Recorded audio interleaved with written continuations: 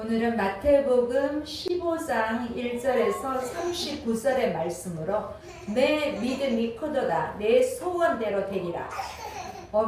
이거 성경 말씀 그대로 제목입니다. 내 믿음이 크도다 내 소원대로 되리라. 아멘. 멋있죠? 여러분, 오늘 이 말씀이 저와 여러분의 말씀이 되기를 바랍니다.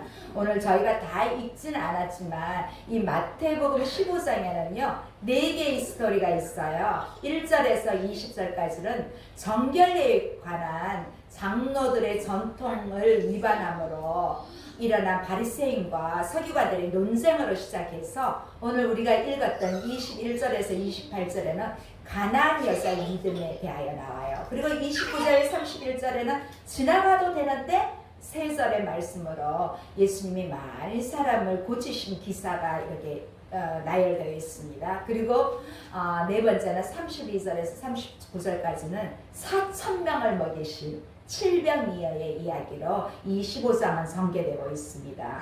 우리 교회는 이제 개척 3주년이 가까워지는데 주일에는 거의 이 공간복음을 말씀을 나누고 있습니다. 사복음서, 공간복음이 아니고 사복음서입니다. 그래서 복음서를 위주로 강단의 메시지를 전하는데 제가 요한복음, 누가복음하고 마태복음 지금 하고 있는데 사실 마가복음은 아직 안 했어요. 그런데 오늘 이 마태복음 15장의 말씀은 마가복음에 똑같이 기록이 되어 있어요. 자, 오늘 1절에 보면요. 첫 단어가 그때에, 특히 이 마태는요. 그때에 이 말을 참 많이 쓰고 있어요. 이렇게 연결할 때마다.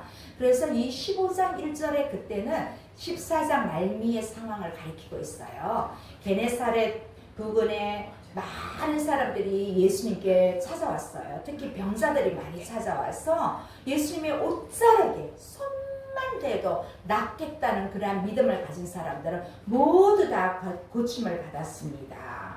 자, 오늘은 이 1절에 그때로 시작해서 장로들의 전통이 나옵니다. 1, 2절 다시 한번 읽어볼까요? 시작. 그때 바리새인과 서기관들이 예루살렘으로부터 예수께 나와 이르되 당신의 제자들이 어찌하여 장로들의 전통을 범하나이까? 떡 먹을 때 손을 씻지 아니하나이다. 자, 그때에 이 바리새인과 서기관들이 예수님의 놀라운 치유의 능력을 소문을 듣고 저 멀리 예루살렘에서부터 예수님을 찾아왔습니다. 그때 이제 바리새인들과 서기관들은 예수님의 제자들이 그때 거기는 떡이라기보다 빵이 더 많아요. 우리말로 번역되니까 이 떡으로 번역되는데 이 빵을 먹을 때 손을 씻지 않고 먹어서 장로들의 전통을 범했다고 그렇게 따지고 있습니다. 여기서 장로들의 전통이라는 것은 이 유대교에서 바리새 운동을 이끈 그 원로들의 장로들의 가르침을 의미합니다. 이 구약에서는요 제사장들이 이렇게 성막에 제사를 지내려고 들어가요. 그럴 때마다 이 물두멍이라는 데가 있어요. 손을 꼭 씻도록 규정이 돼 있어요. 그런데 보통 사람들이 일상생활을 하는 데에는 꼭 손을 씻으라 이런 규례는 없습니다. 그런데 이제 이 이후로 그 이스라엘 백성들이 포로로 잡혀가면서 이 포로기 이후에는 이방 문화에 막 노출되어 있기 때문에 그 문화에 들어가기도 하고 그래서 이스라엘의 유일신 하나님의 유일신 신앙의 순수성을 잊어버릴까봐 그걸 지키기 위해서라도 이 제의적으로 제사 드릴 때만이라도 이렇게 감수하기 위해서 이렇게 정결 예식 장로들의 전통을 이렇게 지키고 있습니다. 그런데 오늘 이 본문에 예수님의 제자들이 손을 씻지 않고 그렇게 음식을 먹으니까 제의적으로 부정해서 그 음식이 제자들의 몸에 들어간다는 거예요. 우리 몸에. 그래서 제의적으로 부정하게 되면 우리 몸도 그 사람 자체가 부정하게 된다는 것입니다. 그래서 뭐라고 하십니까? 3절 4절 한번 볼까요? 대답하되 이르시되 너희는 어찌하여 너희의 전통으로 하나님의 계명을 범하느냐. 하나님이 이르셨으되 내 부모를 공경하라 하시고 또 아버지나 어머니를 비방하는 자는 반드시 죽음을 당하리라 하셨거늘. 자, 예수님은 너희와 하나님을 또 전통과 계명을 대조하십니다. 이 바리새인들과 서기관들은 그들의 어떤 장로들의 전통을 충실하게 이행한다고 합니다. 그런데 그 행동으로 인함으로 인해서 오히려 하나님의 계명은 어기게 된 것입니다. 예수님은 장로들이 전통이 하나님의 계명을 범하는 예로 부모 공경에 대한 것을 예로 지적합니다. 자, 볼까요? 5절 6절. 자, 시작. 5절 6절. 너희는 이르되 누구든지 아버지에게서 어머니에게 말하기를 내가 드려 유익하게 할 것이 하나님께 드림이 되었다고 하기만 하며 그 부모를 공경할 것이 없다 하여 너희의 전통으로 하나님의 말씀을 폐하는도다. 이게 바리새인들은요, 어떤 사람이 부모에게 드려야 되는데 부모에게 드려야 할 것을 하나님께 이미 드려진 것이라고 하면서 부모에게는 그냥 말로만 하고 안 드려도 부모가 당연히 받아야 할 것을 받지 않아도 된다고, 그래서 전혀 문제가 되지 않다고 자기들의 전통으로 만들어버린 거예요. 우리가 여기 5절에 보면 하나님께 드려진 것, 이건 헬라어로 고르반이라고 말을 해요. 고르반. 자, 이 고르반은요, 다른 목적으로 사용될 수 없음을 강조하기 위해서 법적인 맹세의 기능을 하고 있습니다.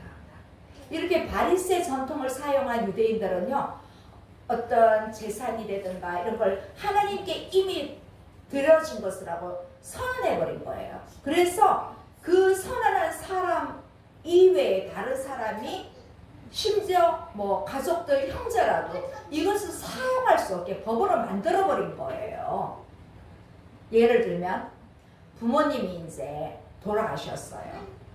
그런데 그 부모님한테 드려진 그 고르반을 하나님 앞에 드렸었다, 이렇게 생각하기 때문에 부모님이 돌아가시는 이후에 그 고르반을 자신을 위해서 사용해버리는 거예요. 그래서 이들은 이 전통을 좀 뭐랄까요, 악용해서 부모를 섬기지 않는 그런 게 돼버린 거예요. 그래서 전통을 지키기 위해서는 부모를 공경해야 되는데 그들은 고르반이라는 이유로 어긴 것입니다. 그래서 오늘 예수님은 너희의 전통과 하나님의 말씀을 대수하신 것입니다. 이렇게 바리새인과 서기관들의 전통은 부모에게 아무것도 행하지 않아도 정당화돼 버리는 거예요. 그러면 결국 10계명 중에 인간을 향한 첫 계명이 내 부모를 공경하라인데, 이들은 이렇게 계명과 율법을 강조하면서도 결국은 10계명에 적혀있는 것조차도 제5계명을 어기게 된 것입니다.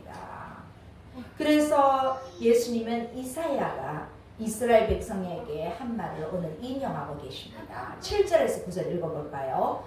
외식하는 자들아, 이사야가 너희에 관하여 잘 예언하였도다. 일렀을 때 이 백성이 입술로는 나를 공경하되 마음은 내게서 멀도다. 사람의 계명으로 교훈을 삼아 가르치니 나를 헛되이 경배하는도다 하였느니라 하시고.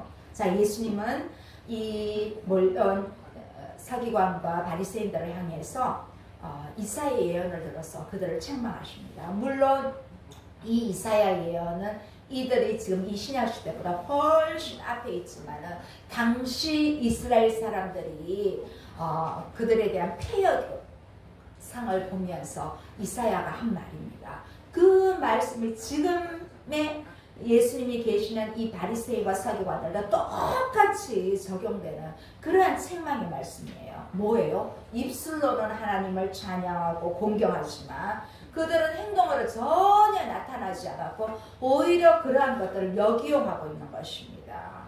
예수님은 이런 경배는 헛된 것이라고 얘기합니다. 이 헛되다는 말은요, 무가치하고 쓸데없이 하나님 앞에 경배한다는 것입니다. 왜냐하면 그들은 입술로는 정말 하나님을 사랑한다고 고백합니다. 그들은 일주일에 2번 금식하고 일주일마다 11조를 드리고 완전 그들이 보기에는 이스라엘 백성들은 정말 그들을 흠모할 정도로 위대한 사람으로 생각했는데 그들은 장로의 위선을 지키는 생활로 하나님을 잘 섬기는 그냥 생활을 한 것입니다. 하나님을 진심으로 경배한 것이 아니라는 것입니다. 그래서 예수님은 이런 것들은 헛되다 그렇게 말씀하고 있습니다. 자, 정말 그들은 입술로 경배한 것 뿐입니다. 그래서 예수님은 손을 씻지 않고 떡을 먹는 것이 죄가 되지 않는다는 것을 인체의 생리현상과 결부시켜서 말씀하시고 계십니다. 10절 11절 읽어볼까요? 무리를 불러 이르시되 듣고 깨달으라. 입으로 들어가는 것이 사람을 더럽게 하는 것이 아니라 입에서 나오는 그것이 사람을 더럽게 하는 것이니라. 딱 보니까 아시겠죠? 배변. 배변 현상. 인체의 예수님은 참 비유를 하실 때 우리가 이해할 수 있는 비유를 많이 하셔요. 특히 예수님의 제자들이 그 갈릴리 어부 출신들이 많잖아요. 그래서 항상 그 갈릴리 문화를 많이 하셨어요. 팔레스타인 그 문화를. 자, 예수님은 무리를 불러서 깨닫게 하십니다. 깨달으라 명령하십니다. 바리새인들과 서기관들은 부성한 음식이 사람을 더럽게 한다고 했지만 예수님은 반대로 말씀하십니다. 오히려 예수님은 내면의 정결함을 중요하게 다룹니다. 이 유대인들은 정결법 때문에 제사들이 더럽혀지는 것이 아닙니다. 오히려 이 바리새인들은 더 완악합니다. 마음이 부성하잖아요. 그들의 전통에 따른 정결 제의를 따른다고 해서 다른 사람들을 다 부성결하게 생각하는 것입니다. 그래서 예수님은 율법의 의도를 알지도 못하면서 외적인 규례를 강조하면서 지키는 또 그들이 그 만족해하는 모습을 보면서 그들의 태도를 지적하십니다. 12절에서 14절 볼까요? 이에 제자들이 나와 이르되 바리새인들이 이 말씀을 듣고 걸림이 된 줄 아시나이까? 예수께서 대답하여 이르시되 심은 것마다 내 하늘 아버지께서 심지 않는 것은 뽑힐 것이니 그냥 두라. 그들은 맹인이 되어 맹인을 인도하는 자로다. 만일 맹인이 맹인을 인도하면 둘이 다 구덩이에 빠지리라 하시니라. 참 비유가 참 쉽지요. 맹인이 맹인 인도하면 구덩이에 빠지지요. 자, 예수님은 바리새인들의 운명이 이렇게 된다는 것입니다. 여기 13절에 보면 예수님은 내 하늘 아버지께서 심지 않는 것은 뽑힌다고 하십니다. 아버지께서 심어야만이 살아남을 수 있는 것입니다. 우리는 가족거나 내 하나님 아버지, 우리의 할아버지도 내 하나님 아버지입니다. 아버지도 내 하나님 아버지입니다. 아들도 내 하나님 아버지입니다. 우리는 모두가 하나님 가족으로서 하나님은 우리의 아버지 되십니다. 그래서 내 아버지 하나님 아버지를 사용하심으로써 그 장로들의 전통으로 백성을 속박한 이 바리새인들과 서기관들을 하나님과 관련이 없는 신분을 보이고 있습니다. 자, 예수님은 바리새인과 서기관들이 맹인으로 취급하십니다. 그런데 이 맹인을 따라오는 사람들, 그들의 제자도 똑같이 맹인이 된다는 것입니다. 이 맹인이 앞을 못 보고 가는데 또 다른 맹인을 이끌어 갈 수가 없거든요. 그럼 다 구덩이에 빠지게 될 수밖에 없는 거예요. 그래서 이 제자 중에 예수님의 제자 베드로가 예수님 이 비유를 도대체 저한테 설명 좀 해주십시오. 했더니 앞에 인체의 비유를 하셨잖아요. 그래서 예수님이 또 말씀하십니다. 15절에서 18절입니다. 베드로가 대답하여 이르되 이 비유를 우리에게 설명하여 주옵소서. 예수께서 이르시되 너희도 아직까지 깨달음이 없느냐? 입으로 들어가는 모든 것은 배로 들어가서 뒤로 내버려주는 줄 알지 못하느냐? 입에서 나오는 것들은 마음에서 나오나니 이것이야말로 사람을 더럽게 하느니라. 여러분 그 푸푸 똥 더럽잖아요. 근데 더러워도 그게 없으면요 여러분 직장암 걸려봐요. 여기 주머니 차고 배변을 빼내야 돼요. 그러니까 예수님은 이거는 하나도 안 더럽다고 하는 거예요. 베드로에게. 그래서 뭐 저 같은 경우도 우리 빈줄리가 푸푸해도 휴지 한두 장 갖고 저는 그냥 해서 싹 버려요. 왜냐면 그 동물들도 푸푸를 못하면 죽거든요. 그것처럼 예수님은 이건 더러운 것이 아니다. 오히려 입에서 나오는 것이 더럽다는 거예요. 여러분 인정하죠, 그죠? 예. 그래서 예수님은 마음을 강조하십니다. 사람의 마음은 우리 이 마음 부분에는 심장도 같이 이렇게 있잖아요, 그렇죠? 여기 사람 마음이 핵심이에요. 느끼고 생각하고 행동을 결정하게 만듭니다. 그래서 마음이 정결하지 못하면 모든 악한 것이 내 마음에서 나오는 거예요. 내 마음으로 해서 생각으로 해서 내 입으로 튀어나오는 거예요. 자, 19절 20절 볼까요? 마음에서 나오는 것은 악한 생각과 살인과 간음과 음란과 도둑질과 거짓증언과 비방이니 이런 것들이 사람을 더럽게 하는 것이요 씻지 않은 손으로 먹는 것은 사람을 더럽게 하지 못하느니라. 물론 위생적으로 생각하면 그 손은 씻어야 되지요. 그런데 그거 크게 문제되지 않습니다. 뭐 손으로 먹는 나라도 있는데요, 뭐. 그런데 우리 마음에서 어떤 것이 나옵니까? 자, 예수님은 이 말씀을 통해서 사람을 더럽게 하는 원인에 대해서 올바른 교훈을 하시는데, 아울러서 장로들의 일순을 따라 외식하는 바리새인이나 서기관에 대해서는 정죄하고 선언합니다. 자, 입은 마음의 출구입니다. 사람의 마음 속에 있는 것이 입을 통하여 밖으로 나옵니다. 이것이 그 사람을 의롭게 하고 더럽게 합니다. 그래서 여러분 가끔은 실수로 우리가 툭 튀어나오는 말이 있지만은 그런데 상습적으로 하면요 그게 마음에 있다는 거예요. 그래서 예수님은 이 배설물이 더러운 게 아니라 나의 나쁜 말이 더럽다는 거예요. 자, 왜냐하면 이 사람들은요 마음에 있는 것들이 그 사람 입을 통해서 나오기 때문에 그 사람의 입에서 나오는 말은 그 사람 마음의 거울이 되는 거예요. 그리고 그 사람의 인격이 그 정도 되는 거예요.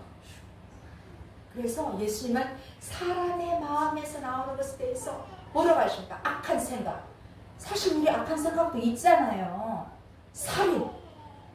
근데 직접적으로 우리는 사람을 죽이진 않아요. 그런데 예수님은 사람을 미워하는 것도 살인이라고 했어요. 간음. 뭐 남자들은 시각적인 게 많이 발달되어 있고 여자들은 청각적인 게 많이 발달되어 있잖아요. 보이지 않는 간음을 하는 거예요. 음란, 도둑질, 거짓 증거, 해방. 이런 것들 우리 안에 다 있다는 거예요. 왜냐하면 우리는 타락한 인간이기 때문에 우리 안에 이게 난 하나도 없어. 그런 사람은 거짓말하는 거예요. 이런 것들이 바로 우리를 더럽히고 있다는 것이에요. 이제 우리 이 말씀을 보면서 우리는 하나님 아버지를 내 안에 모신 우리 하나님 가족들은요. 우리 특히 교회 공동체는 우리의 마음의 문제를 중요하게 생각하고 오늘부터 여러분 우리의 마음을 살핍시다. 내 마음에 그리고 사도 바울은 내 마음이 하나님의 성전이라 그랬거든요. 근데 하나님의 성전을 자꾸 우리가 더럽혀요. 우리가 하나님의 성전을 깨끗하게 합시다. 우리가 아무리 힘들고 어려울 때도 우리 나쁜 생각 하지 맙시다. 왜냐하면 나의 마음은 내 마음은 하나님의 성전이거든요. 다시 한번 우리 성전을 정화합시다. 자, 이제 예수님은 가나안 여자의 믿음을 보시고 그녀의 소원을 이루어 주십니다. 우리가 아까 읽었습니다. 21절 22절 다시 한번 볼까요? 예수께서 거기서 나가사 두로와 시돈 지방으로 들어가시니 가나안 여자 하나가 그 지경에서 나와서 소리질러 이르되 주 다윗의 자손이여 나를 불쌍히 여기소서 내 딸이 흉악하게 귀신 들렸나이다 하되. 자, 예수님은 이제 게네사렛을 떠나서 이방 도시 두로와 시돈 지방을 가십니다. 그 지역에서 가나안 여자를 만나게 됩니다. 이 가나안 여자는요, 막 소리 지르면서 귀신 들린 딸을 고쳐달라고 간구합니다. 이 딸은 귀신으로 인하여 호소하고 고통 중에 있습니다. 자, 오늘 이 가나안 여인은요, 자신의 딸을 위해서 어떻게 부릅니까? 예수님을 주 다윗의 자손이요. 자, 주 다윗의 자손이요. 이 여인이 말한 이 주란 구약 성경에서는요, 주로 이 주종 관계에 있는 하나님, 그때 많이 써요. 그 다음에 신약에서는 만물의 주 되신 하나님에 대한 칭호로 주로 많이 사용하고 있습니다. 이 가나안 여인은 예수님을 주라고 불렀습니다. 그리고 다윗의 자손이요. 이 다윗의 자손이란 일반적으로 이 유대인이 기다리고 있는 메시아에 대한 어떤 대명사처럼 그들은 사용하고 있는 말입니다. 자, 그러므로 이 여인이 주 다윗의 자손이여 이렇게 말한 것은 온전하게 예수님을 전능하신 하나님으로 받아들인 것입니다. 이 고백은 마치 여러분 베드로가 마태복음 16장 16절에 고백한 것처럼 주는 그리스도시여 살아계신 하나님의 아들이십니다. 이 고백과 똑같은 고백입니다. 그런데 이렇게 신앙 고백을 하는데도 예수님은요, 아무 말도 안 하십니다. 자, 23, 24 다시 볼까요? 예수는 한 말씀도 대답하지 아니하시니 제자들이 와서 청하여 말하되 그 여자가 우리 뒤에서 소리를 지르오니 그를 보내소서. 예수께서 대답하여 이르시되 나는 이스라엘 집에 잃어버린 양 외에는 다른 데로 보내심을 받지 아니하였노라 하시니. 자, 이 여인이 첫 번째 외친 말은 나를 불쌍히 여기소서. 진짜 자식이 아프면 부모는 너무 힘들어요. 자식이 아프면요. 그래서 이 여인은 예수님의 자비와 긍휼하심을 구하면서 주여 나를 불쌍히 여기소서 이렇게 막 소리를 치면서 물이 쏟으니까 제자들이 예수님께 달려와서 예수님 자꾸 소리 지르니까 좀 갈아입으세요 그렇게 말하는 거예요. 자, 그러나 예수님은 오늘 자신이 오신 것은 이스라엘 집에 잃어버린 양 외에는 다른 데로 보내심을 받지 아니하였다 그렇게 말씀하고 있어요. 이 보냄을 받았다는 말은 하나님으로부터 직접 보내심을 받은 것을 의미합니다. 예수님은 목자가 필요한 백성을 불쌍히 여기고 회복하기 위해 보내심을 받은 우리의 목자이십니다. 예수님은 제자들의 권면에 따라 가라고 보내는 것이 아니라 그냥 한마디 말씀으로 하시는 거예요.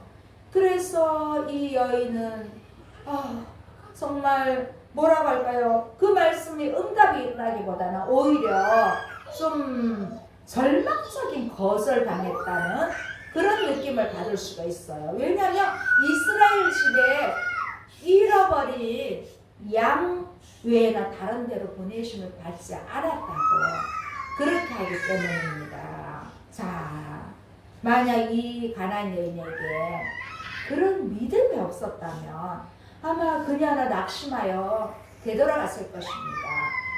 그러나 이 여인은 이방 여인으로서 전능하신 하나님의 아들 예수님은 유대인의 하나님뿐만 아니라 이방인인 나에게도 틀림없이 은혜를 주시겠다는 그런 확신이 있었기 때문에 그런 믿음이 있었기 때문에 가지 않았습니다.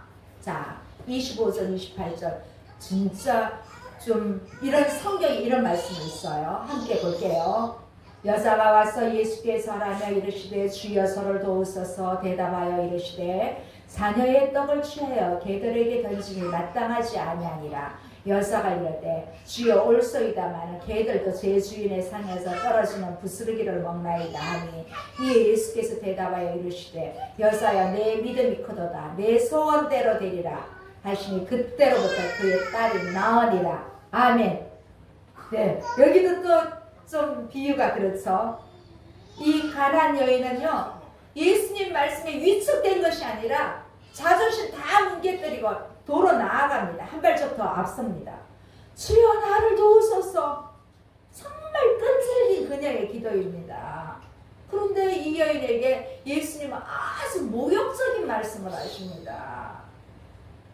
예수님의 이러한 태도는 이 여인의 최종적인 기도 응답을 주기 위한 또 다른 어떤 작은 관문일 수도 있어요. 예수님은 이 여인이 정말 이 현실에서 어떤 태도를 취할 것인지 그녀의 마음을 이미 꿰뚫어 보고 있으십니다. 자, 여기 예수님께서 개들을 비유하시죠. 네, 이 개들이란 낱말은 이방인들을 가리키는 것이지만 예수님은 절대로 이방인을 개로 여기지 않습니다. 주인이 식탁에서 밥을 먹으며 밑에서 떨어지는 걸 부스러기 개들이 먹거든요. 어쩜 예수님은 이런 비유를 하셨을까요? 저희 집에도 빈줄리 강아지가 있잖아요. 아니, 우리 어른들보다 우리 제이가 조금 흘리거든요. 그래서 우리 줄리는요, 제이 밑에만 있어요. 그러면 먹을 게 생기거든요. 어쩜 이 예수님의 비유하신 말씀이 똑같은지. 근데 이 여인은 자기는 개다는 거예요. 진짜 딸을 위해서 그런 자존심은 다 무게뜨린 거예요. 자, 그래서 이 여인의 믿음과 겸손과 인내를 예수님은 어쩌면 시험했을 수도 있어요. 이 여인은 자녀와 개의 구별을 인정했습니다. 자녀는 누굽니까? 이스라엘 백성. 그러면 개는 이방인인 그녀 자신을 개라고 한 것입니다. 그러니까 그 부스러기 은혜라도 저에게 좀 주십시오. 이렇게까지 간구한 것입니다. 자, 이 여인은 예수님의 말씀에 전적으로 동의하면서 또 자비를 바라는 그러한 모습으로 정말 이 여인의 믿음이 예수님의 마음을 감동시키고 칭찬을 받는 것은 여기 또 올속이다. 예수님 말씀 다 맞습니다. 저는 그 부스러기 은혜를 구하고 있습니다. 예수님은 이 올소이다 이 말에 마지막 사인이 떨어졌습니다. 그럴 때 그녀의 딸이 낫는 역사가 일어났습니다. 우리 역시 예수님이 주시는 말씀은 진리이기 때문에 우리 아니요 하면 안 됩니다. 올소이다 해야 됩니다. 우리도 오늘 예수님이 이 여인이 말한 것처럼 이 여인의 그 믿음이 칭찬할 믿음이 오늘 저와 여러분에게 있기를 바랍니다.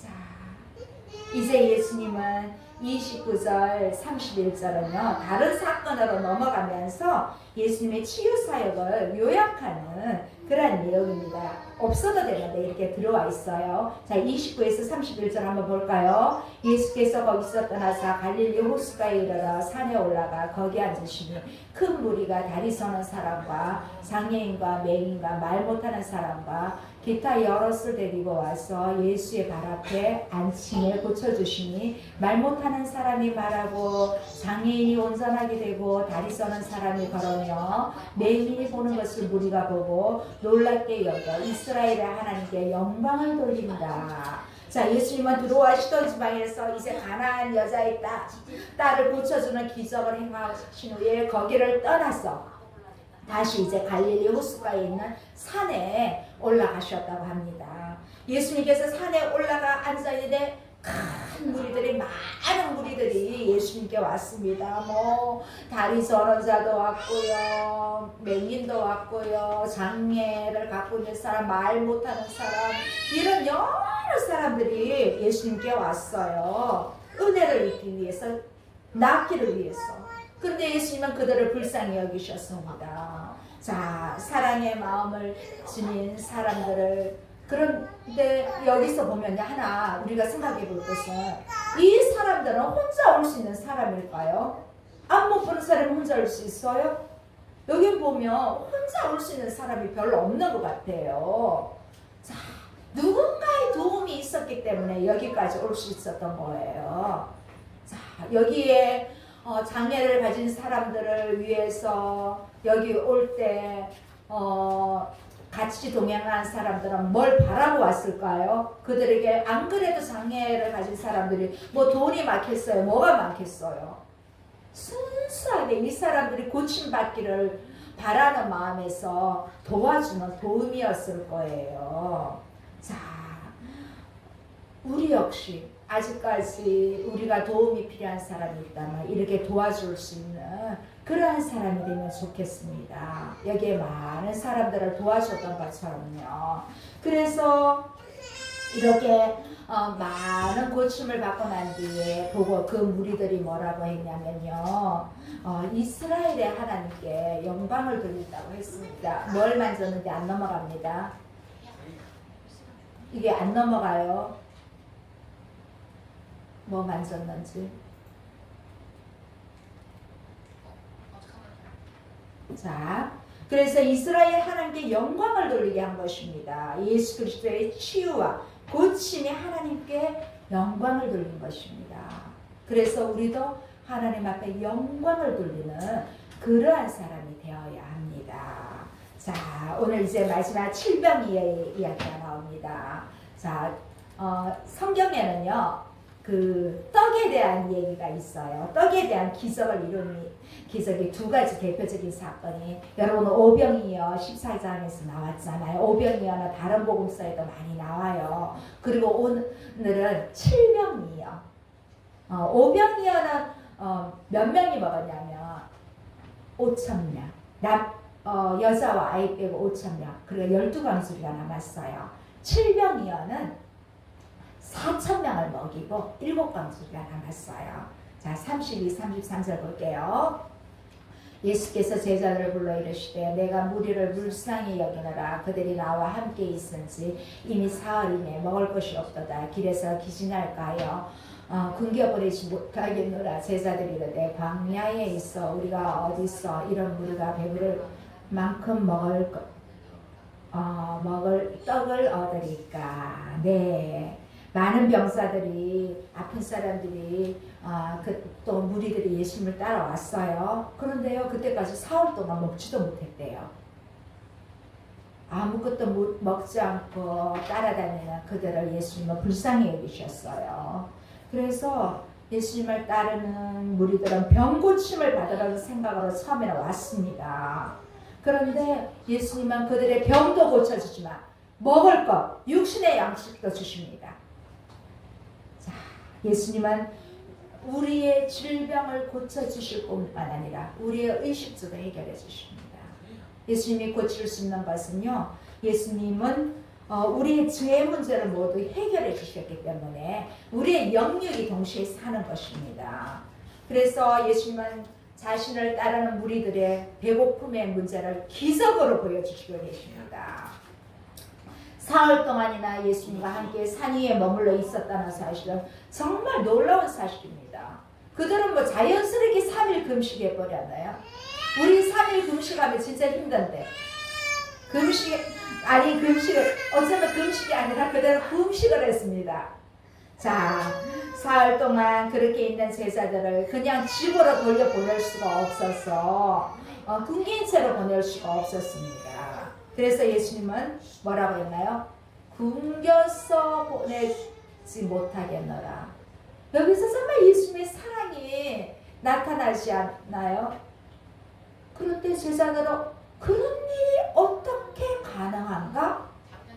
우리는 지금 광야에 3일 동안 있는데 어디서 이렇게 많은 무리를 배부르게 할 수 있을까?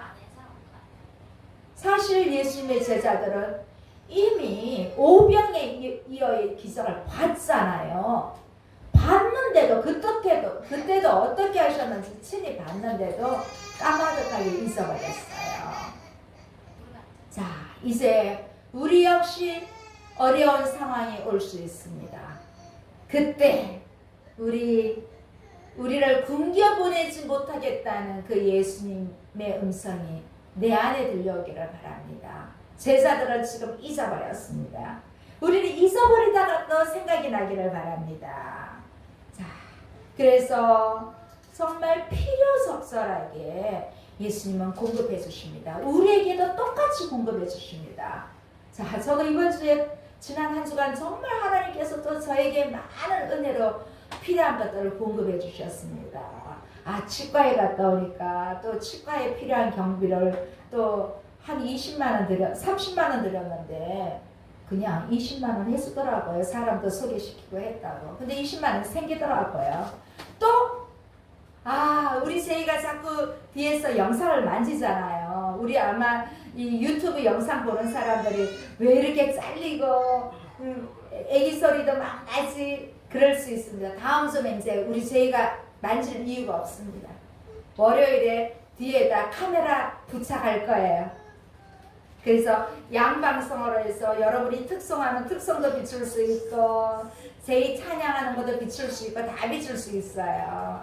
그래서 이제 앞으로 좀 여기를 게스트도 초빙해서 제가 실방도 좀 하고 저 개인적으로는 이제 하브루타 2탄으로 한국어 하브루타를 한번 해볼 생각입니다. 그래서 그런 걸 실방도 하고 또 게스트 오셔서 여기 이제 그런 것도 할 계획으로 기도를 했는데 영상 편집을 진짜 잘하시고 이 기구를 잘하시는 전도사님을 제가 5월 23일 호영선 세미나 때 만났는데 작년의 견적보다 반으로 뚝 줄어들었어요. 그래서 그것조차도 하나님께서 또 할 수 있게끔 해주셨어요.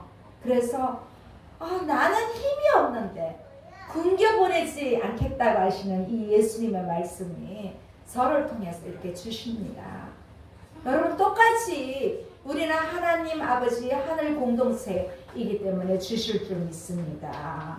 자, 이제 말씀을 마치고자 합니다. 여러분 마지막 말씀 한 번 더 보겠습니다. 34에서 39절 보겠습니다. 어떻게 하셨는지 예수님이 칠병이어를 어떻게 하시는지 자 읽어보겠습니다. 시작. 예수께서 이르시되 너에게 떡이 몇 개나 있느냐 이르되 7개와 작은 생선 2마리가 있나이다 하거늘 예수께서 무리에게 명하사 땅에 앉게 하시고 떡 7개와 그 생선을 가지사 축사하시고 떼어 제자들에게 주시니 제자들이 무리에게 주매 다 배불리 먹고 남은 조각을 7강수리에 차게 거두었으며 먹은 자는 여자와 어린이 외에 4,000명이었더라. 예수께서 무리를 흩어보내시고 배에 오르사 마가단 지역으로 가십니다.